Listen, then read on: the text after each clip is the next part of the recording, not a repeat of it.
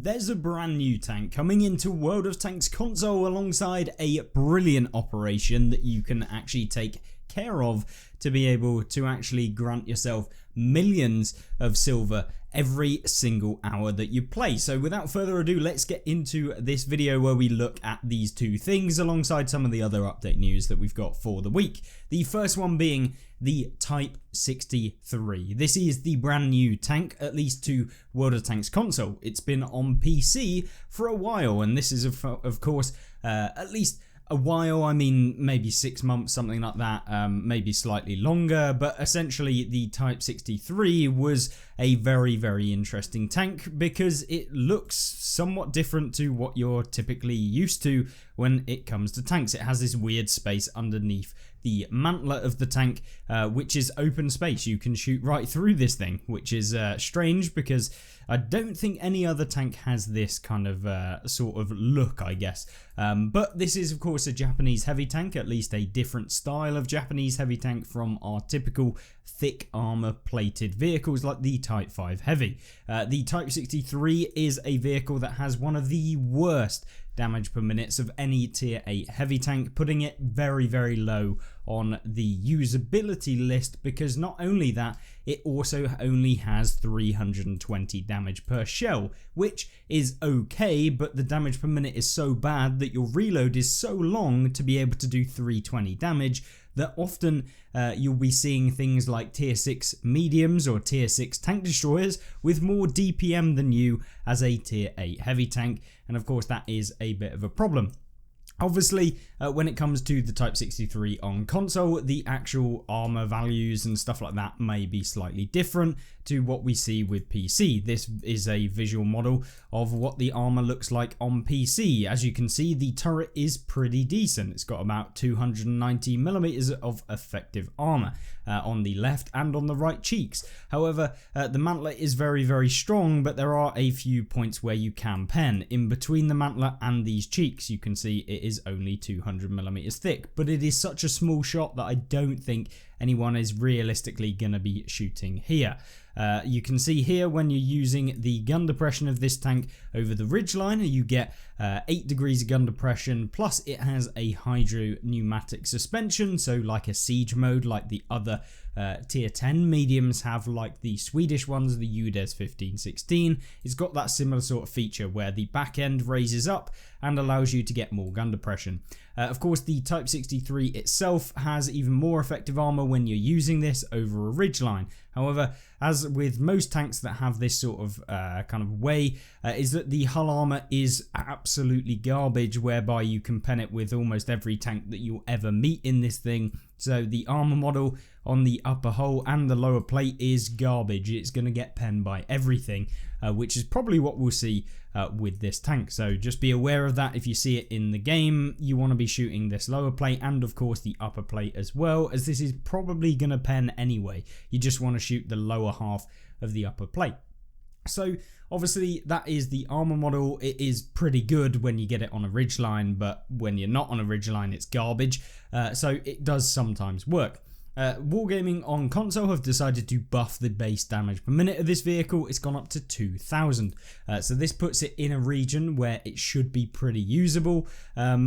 Certainly not the best. Obviously, when you be wanting to put on all of the DPM perks and equipment and slots and stuff like that you can on this vehicle to just boost it up a little bit more, because it is going to be a bit of a pain, especially with the low alpha damage. People will realize you have a pretty long reload to do not a lot of damage, and they'll take advantage of that, dealing 390, especially if you're brawling with other heavy tanks. So with that being said, it gets some pretty good premium ammunition, and of course standard ammo, you got 230 pen and 290 pen, which are perfect for playing in those tier 10 games. And so yeah, really nice to have that in this tank. Obviously 12 degrees gun depression when you're using the siege mode, and when you're using it normally 8 degrees, which is perfect.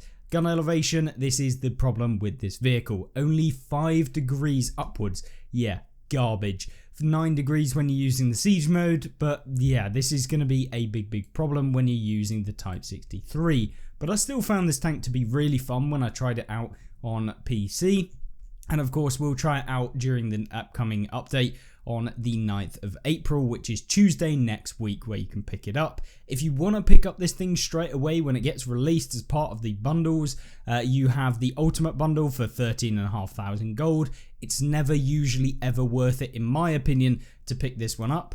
The loaded version is probably the bundle where maybe you'd want to pick it up if you wanted the extra bits and bobs, but that's 11,000, and then the base version is 8,900, which, to be honest with you, this is the one I would go for if I was going to pick up this tank, which I'm deciding whether or not I actually will, to kind of see whether or not I like it. But either way, we'll do a full review of the tank when it does get released, and hopefully it will be interesting for you guys to check out. And yeah, a nice new tank, and maybe we'll even see some Japanese heavy tanks come out relatively soon. Now, of course, I said that wasn't it. There is also the silver with interest operation. It is finally back in the game. Now, this is genuinely the best time, with a caveat, to be able to actually earn silver. It is the best method where you can earn silver. However, you do have to use your XP boost if you want to get that highest incredible amount of silver per game, and that is because it relies upon XP. Now, silver with interest, if you get 1,000 XP in a game, you'll get 50% more silver.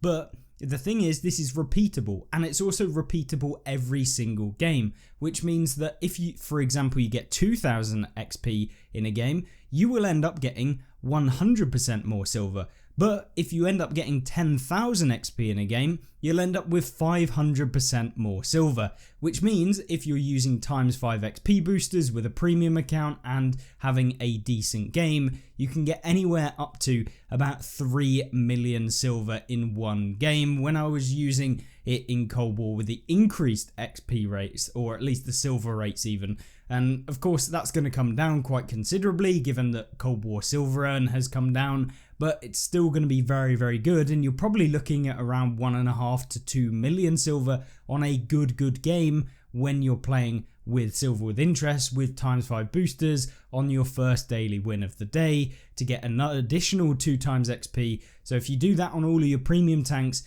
you're going to earn an incredible amount of XP as well as an incredible amount of silver too. So this is something that is very, very good and can make every single tech tree vehicle insanely profitable, to the point where you're actually earning more silver in a tech tree tank than you normally would in a premium vehicle. Yeah, this operation is insane. I really think that this is the best operation and the best time to grind World of Tanks to get an insane amount of silver. So yeah, it's back. Finally, let's go get 50 million silver in the space that it's released. And usually they do a silver with interest operation for an entire week, so it'll go from Tuesday to Tuesday. Wargaming haven't specifically stated whether that it is going to be a week, but given that every other silver with interest operation has been a week-long event, yeah, everyone should be able to take advantage of this. And of course, more of you that are more or less casual and more experienced or whatever and really want to smash it out, you can do over the entire week. But it also gives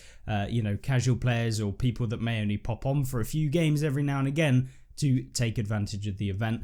And yeah, it's nice to have. Of course, there is a couple of extra things.